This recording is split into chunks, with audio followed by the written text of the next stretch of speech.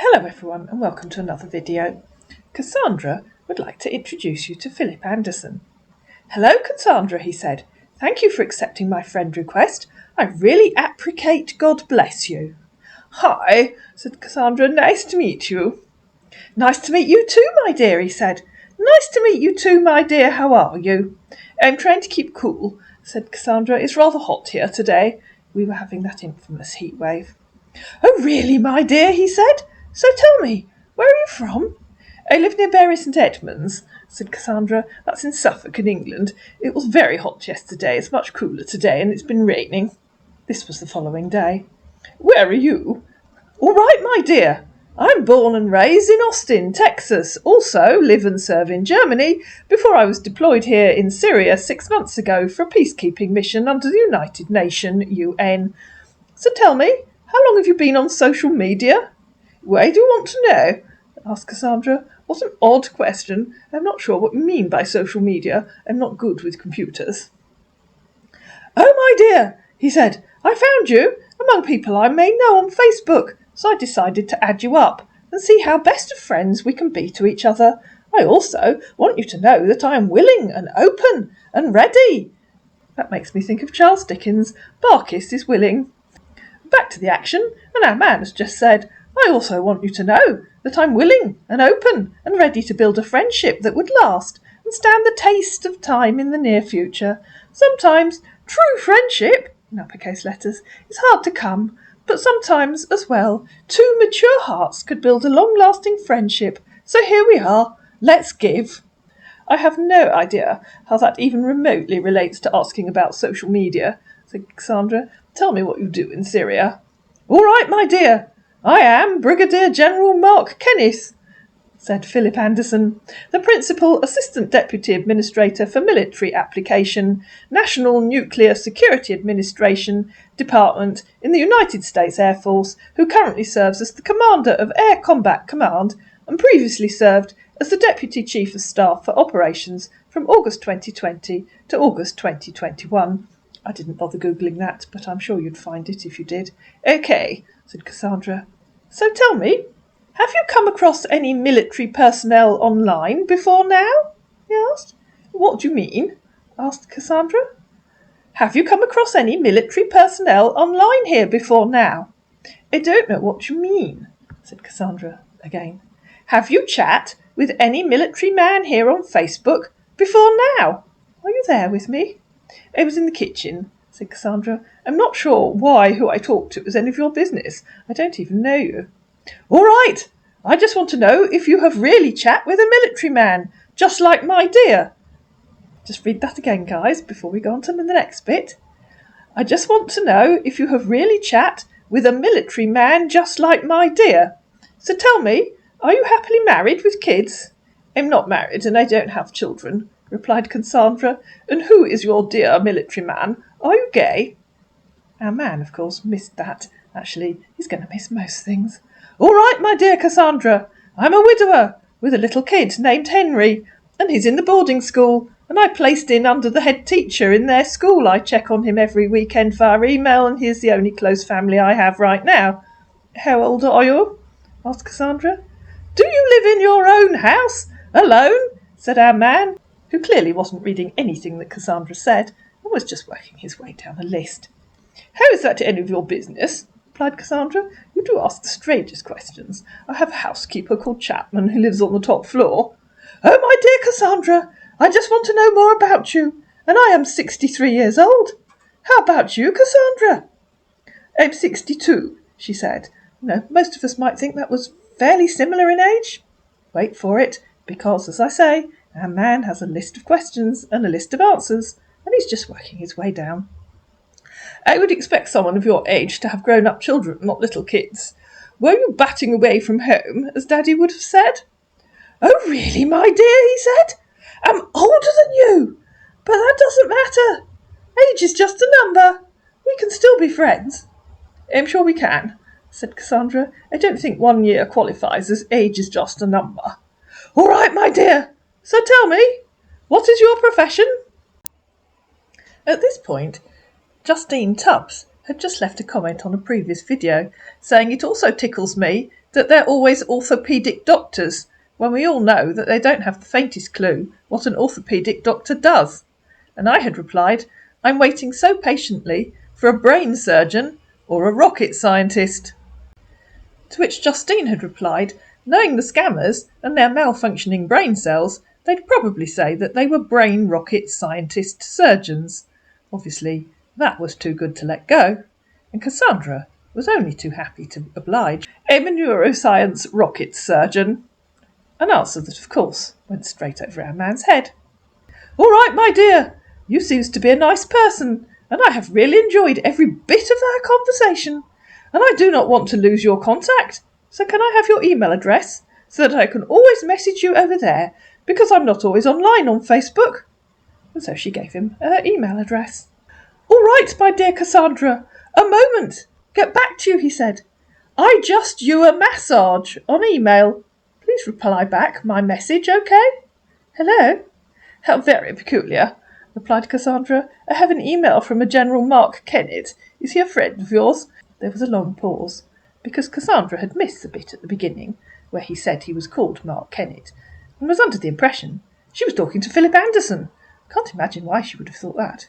After the pause, she came back and said, I assume that means you aren't acquainted with him, and I will delete it. These spammers are such a nuisance, aren't they? Sorry about that, he said. It's my friend name, Mark. Please reply back my email, okay? Then why did you say this is me, General Mark Kennett? That makes absolutely no sense at all. And I'll show you his reply in a minute. And so he gave her his email address. Yes, replied Cassandra, that's your email address. Congratulations. I usually only check my email once a day. That's all I have time for. Because he'd emailed her, not told her to go to Google Chat. Oh, yes, I understand. Please add me with my email over there. Okay? You're welcome. You mean you want me to send you an email? Replied Cassandra. Oh, yes, my dear. I've sent you one, said Cassandra. I have no idea why you wanted me to do that. Is it some kind of game you military gentlemen play? And you'll see why she said that when I show you the emails. Like those pass-the-message games where you write something on a piece of paper, fold it over, pass it to someone else, so they can write a message, etc. Then at the end you unfold the paper and read the whole message. We used to do that in the dorm at school, you know. Oh, yes, my dear. Do you have a Google Chat with you? I just sent you a massage. Finally, Google Chat. Just a sec, replied Cassandra. Let me look. There's nothing in my requests folder. Are you sure you sent it to the right address? Yes, dear. I sent you a message on email. Do you have a Google Chat app with you? Oh, I thought you meant you'd sent me a message on chat, replied Cassandra. What's the point of emailing me when you're talking to me on here? Get a grip, man. Oh, all right, my dear, he said. I will add you up on chat with me now. Okay? Just do it, man, replied Cassandra. I don't have time for silly games. There's still nothing in my requests folder. I have an important project starting tomorrow that I have to prepare for. Please message me here when you finally manage to add me on chat. I had no idea it was so difficult. I sent you a message over there, he said, with me now. Okay, and finally he managed to meet up with her on chat. First, let's just take a quick look at those emails. I have no idea why he wanted to email her when he was talking to her on Facebook. This was the first message, the one she threatened to delete, which said, This is me, General Mark Kennett, your friend on Facebook. Please reply me back soon as you get my message, okay? A very grammatical, well-written email for such a high-ranking officer. And this was the second lot. Cassandra thought she'd change her name, just as he had done, and see if he notices, and said, Hello, it's me, Dippy Dora Williamson. Obviously our man didn't notice, and said, All right, my dear, it's Phil, nice to have you here. My dear Cassandra, do you have a Google Chat app on your cell phone? And then, of course, they moved to Google Chat. And over on Google Chat, our man said, Hello, Cassandra. Here I am. Okay, I've found you, she replied. Forgive me if I'm a little distracted, but I'm preparing a presentation for tomorrow. All right, my dear. It's Phil. Really nice having you here. So tell, what's the time with you over there? Cassandra had gone to bed. I'd gone to bed when you wrote that, she said the next morning. It's 8:30 in the morning right now. A beautiful morning, he said the following evening. It's calling you to have fun. It's a... But you want to have some fun, do you, or is it just too hot and you don't want to go out? It's too hot and you don't want to go out. I can't do anything about the weather, I'm afraid. No, I can't. Exactly. As I was saying before, Sophie decided to join in the conversation. A beautiful morning is calling you to have fun. It's a spectacular beauty. You just can't miss this morning at any cost. Good morning. And that was nearly 6 o'clock in the evening.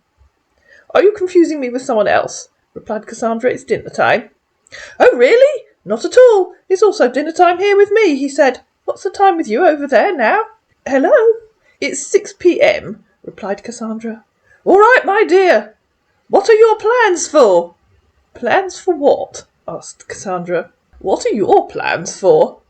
I just sigh out from duty while ago. Soon be going to take a shower and get a rest with me over here, my dear. Do you have something for dinner with you yet? Hello? Chapman said dinner will be ready at 6:30, replied Cassandra. It's been a long day. I'll probably have a G&T as well, a large one. All right, my dear, he said. Can you tell me more about yourself, if you don't mind? Such as? She asked. And our man launched into his own sob story.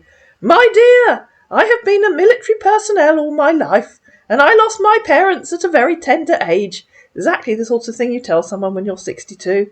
And I'm the only child they got. I was raised by my uncle, who was very caring to me. He took very good care of me before I became a military man. My father was also a military man before he passed out, and my mother was a banker. She had a motor accident. While coming back from work, she drove on a very high speed due to a very bad day she encountered at her working place. I got married at the age of 30. I lost my wife 3 years ago when she had a PKD, polycystic kidney disease. Phew! One rather imagines that your father would have been a military man after he passed out, replied Cassandra. Not before, unless still being in a military college counts, and he never actually joined up. What do you mean? Asked our man. You said your father was a military man before he passed out. Most people don't consider themselves members of the military until after they've passed out from military training. Not really before I lost him, that's what I'm trying to say. Okay, do you have siblings? He replied. Then why didn't you say so? Replied Cassandra. I was an only child. Of course, he said. Unfortunately, my both parents are dead, and I'm the only child my parents gave birth to. So you see, my dear Henry is the only close family I have. How about you?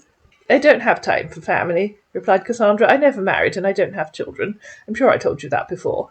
Daddy was a military man. He was a brigadier in the 1st Anglian Regiment. He served for over 40 years. Oh, really, my dear? You never told me about your present before now, and it's really nice your dad served for a very long time as well. So you don't communicate with them any more. I wonder who I was talking to here, then, replied Cassandra, copying and pasting the bit where earlier she'd said, I'm not married and I don't have children. Communicate with who? Oh, yes, it's me, of course, he said, and I only ask about your marriage, not present, my dear. So don't be confusing, he said. What present? Replied Cassandra. What did I say this time that I didn't say last time? I mean, your mum and dad, he said. Daddy died 10 years ago. Mummy was killed in a riding accident 30 years ago. Oh, sorry about your loss, my dear, he said. It's very painful for one losing their loved ones. At first, it was very hard for me to deal with. I was very broken-hearted, but I have to move on and be strong for my son.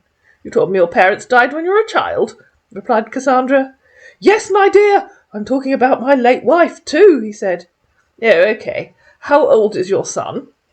Thanks for your understanding, my dear, he said. I feel you're a very nice woman, with a wonderful heart. I would really love our friendship to grow more stronger, and it can only get stronger by us having a good communication with each other, always. My son Henry is 10 years old now. What are your favourite colour, my dear? Purple pomponium, replied Cassandra. Why do you want to know? I wish to know more about you, my dear, he said, and my favourite colours, and you know this one, ladies and gentlemen, are both white and red, because the white stands for a pure heart, and the red stands for love. So when you add the both of them together, you have a pure-hearted love. That's me, because I do have a pure heart for love. That was rather a speech for a career military gentleman, replied Cassandra. LOL, he said. I'd rather know about your career than your favourite colour. What are your likes and dislikes? He replied. I like abrogated fortunism, and I dislike actuality inventiveness. What about you? Oh, all right, my dear, he said. I like real things. I like honesty, truthful, caring, and obedient person. I dislike dramas, cheating, lies, disrespect, and racist. I want someone that will love me for me, regardless of age, distance, language barrier, cultural differences, and all that.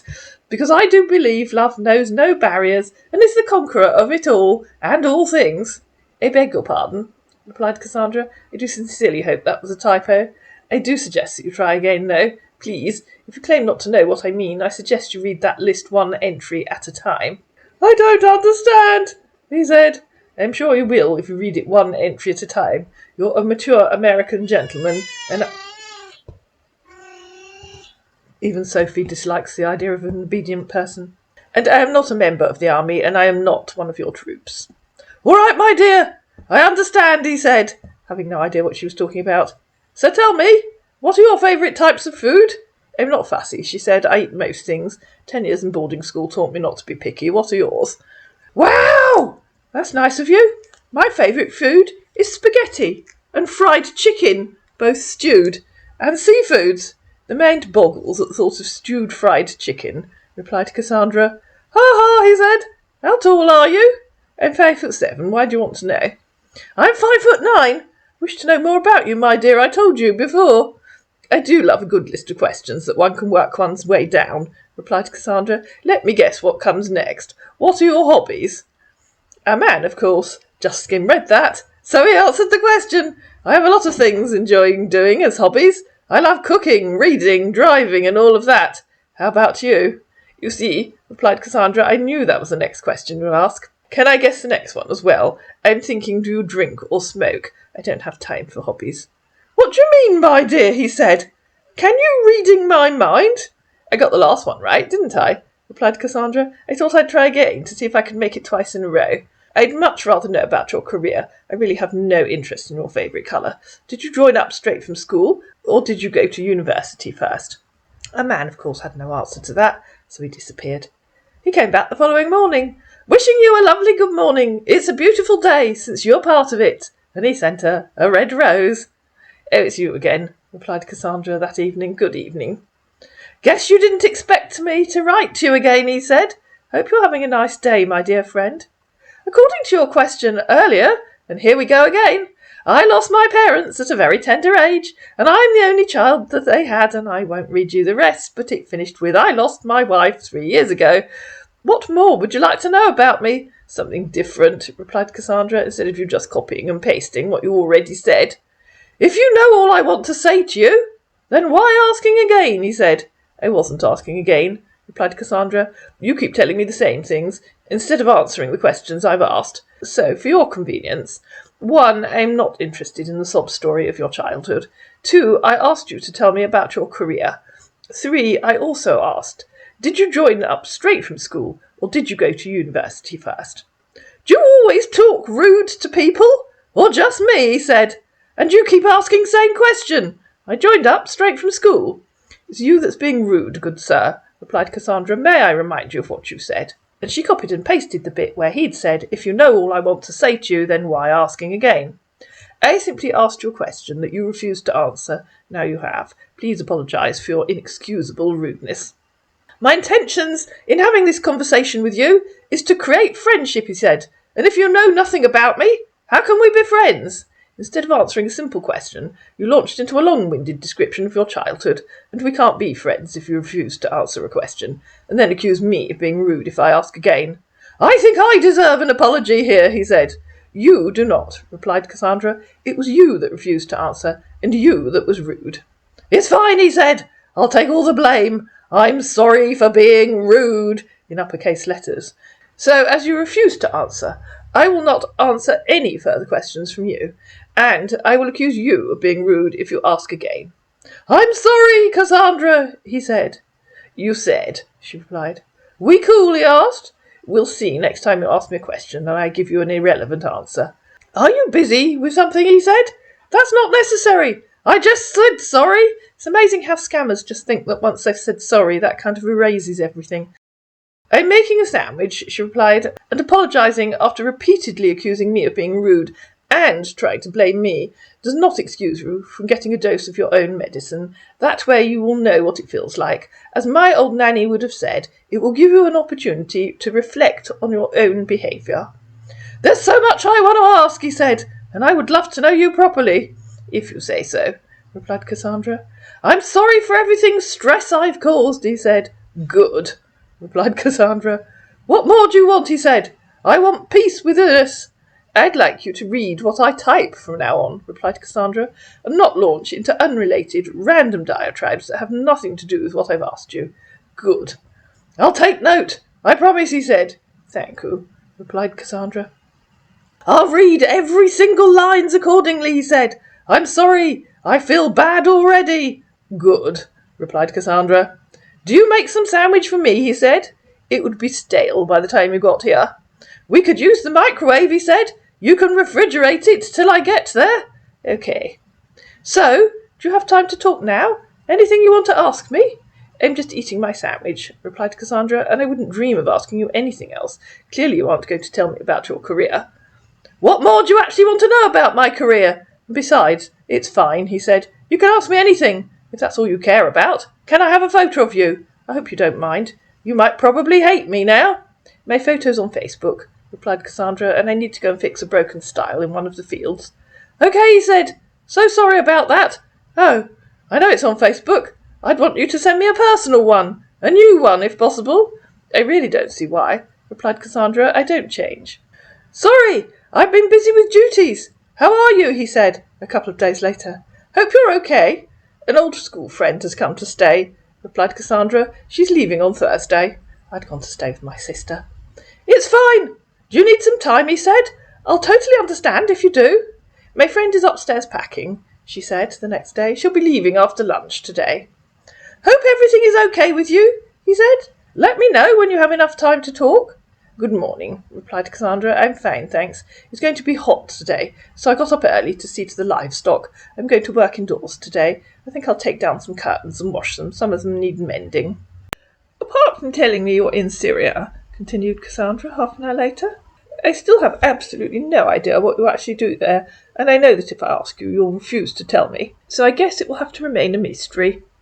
"It's fine to ask me anything you wish," he said. "That's the only way we can get to know more about each other. What do you think?" "You don't have a good track record," replied Cassandra. "I asked you to tell me about your career, and you launched into a monologue about your childhood. Then when I asked again, you told me I was being rude." "I'm a general in the army," he said. "Can you forget the whole issues about being rude? We're friends now, right?" "Okay," said Cassandra, "so tell me about your career. I know you're in the army, and you're going to find out that our man has no idea what she means by his career." "What do you do?" he asked. "Stop changing the subject," replied Cassandra. "Yeah, sure, I'll talk about my career too," he said. "I also want to know about yours. It's a conversation here, right?" "Indeed it is," replied Cassandra, "and I have asked you several times to tell me about your career. A conversation usually involves answering the question you were asked, and then asking your own question." "You just want to be a journalist," he said, "where I get to sit here and be asked questions all day, and never get a chance to ask you anything.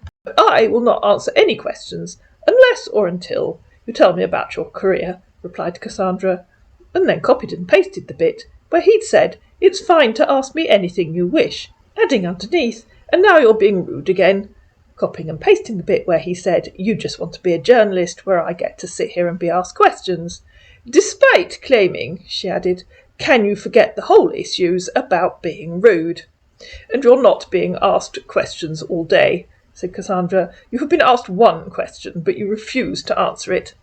"I'm responsible for major areas of command, including operations that falls within a geographic area," he tried, once again proving that he has no idea what the difference is between his career and his current duties.